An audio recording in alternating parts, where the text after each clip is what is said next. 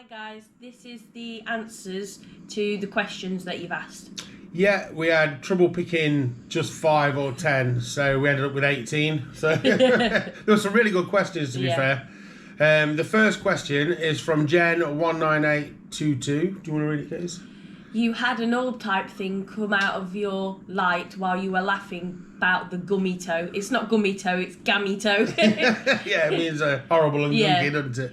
Yeah, we had quite a few people actually spot that. We didn't actually see it when we put it out, but we did spot it, yeah. We get quite a lot of that. We've tried to tell people about it before. And because a lot of the time I can see them on my computer, because it's kind of a bigger screen, some people can't really see them on the phone, but we have quite a lot of orbs, especially weird shaped ones like that one. It takes like a right angle turn and then another turn. Yeah, so thanks for that one. Okay, we get to ask these next couple of questions so often, and I try to respond, but I can't respond to every one, so I thought this would be an ideal opportunity to respond to these. The first is from Elise Inez. She says, will you ever let a trusted paranormal team investigate your home? Thanks for reading. Thanks for that, Elise. And another one from Rosemary Slavic. I understand that for personal reasons you no longer want to invest in paranormal investigators, but would you mind explaining a bit more? I understand. Yeah, thanks for that, Rosemary. That's a nice way of putting it, rather than say you're fake because you don't let paranormal teams come around. It's not that. We have had a paranormal team come around before from Birmingham many years ago. And when I say many, 15 to 20, I probably wouldn't be able to remember now what they were even called. I could probably find it. Yeah. I could probably find it. But we've had a couple of priests round to bless the house. And we also had a medium who got into a right state and ended up on the pavement outside in some sort of fit. And I wasn't convinced. I'm sorry, I just wasn't convinced. I don't like mediums. I'm sorry. It's no offence to any mediums out there, but I believe 99.9% of mediums are full of shit.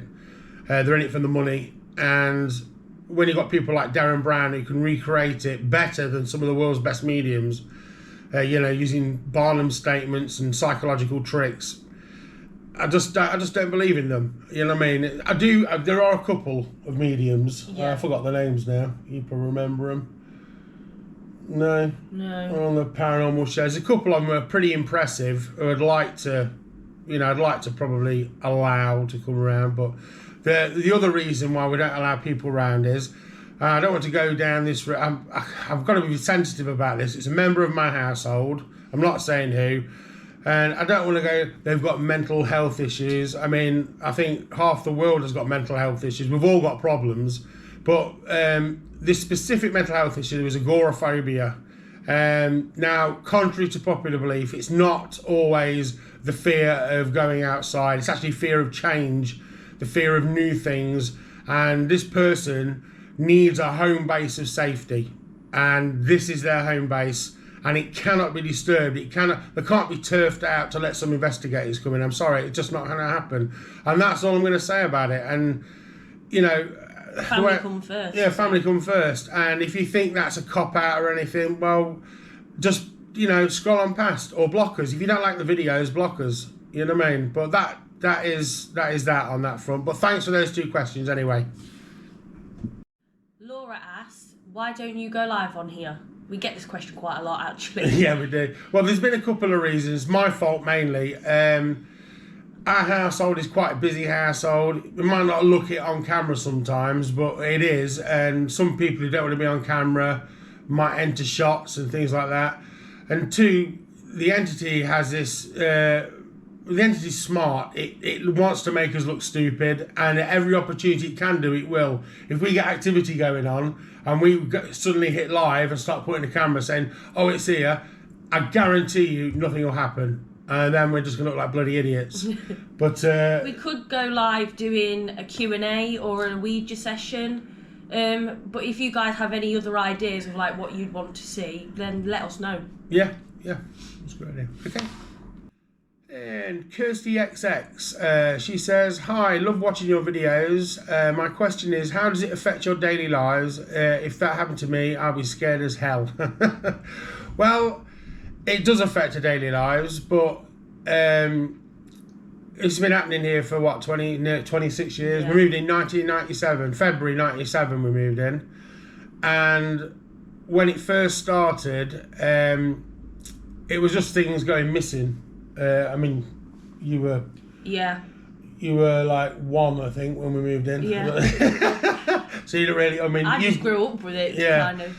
But things would go missing, things like that. But there's one day you walk in and there'll be something levitating off the floor. Now, when you first see that, it's like, wow, you know, that's scary.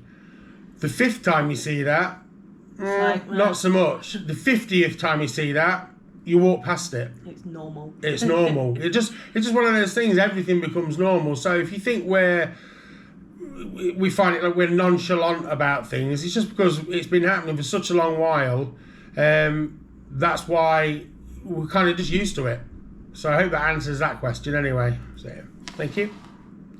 Fight Club 79 has put, have you ever been so terrified you left home? Me, not so much. Sometimes I go out for about an hour or two, to like cool off, go for a walk or go around a friend's house. But my eldest sister, Gemma, I mean, you saw her when she got pulled under the stairs. She absolutely hates it. It always picks on her. Always has done. Yeah. So she used to go round her boyfriend's, but now they've got their own home, so she only comes and visits as and when, usually for a Mackey's. yeah, usually for McDonald's. Yeah. Okay, Bumble asks, how hard or easy is it to sleep at night? Has anything messed with you when you're sleeping or trying to sleep? I'd be too scared. Now, I've got to admit, this is the one area which I don't like. Not every night, but a few nights a month, sometimes more regular, there'll be something going around a bed. It looks like a back of a low, furry animal growling and stuff, and it's just creepy. It's terrifying. I've got to say though, Kaylee's my daughter, not my wife. You don't sleep in my bed, but you've witnessed it before, haven't you? Yeah. If you know what I mean.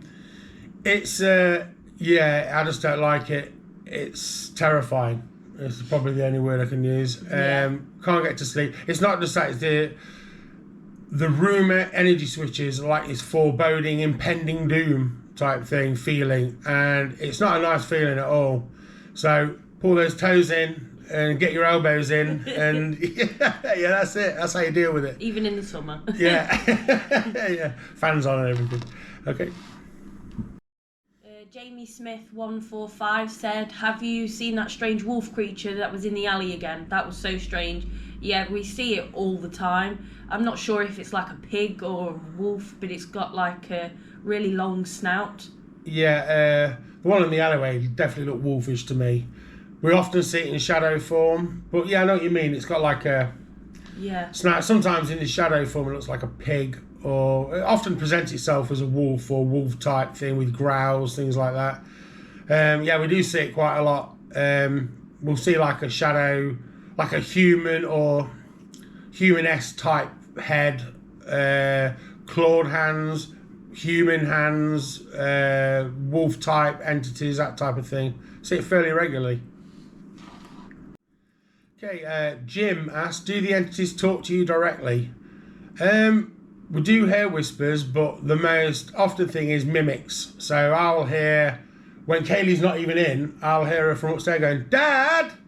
Yeah. Or you hear the vice versa. You hear your sisters. Yeah. You hear your mum, things like that. You know what I mean? As well as seeing them as well. Doppelgangers as well. Yeah, the thing is, people say that's not a doppelganger when you see something. It is to Kaylee. She sees her mum. The one where she passed you the drink. Yeah.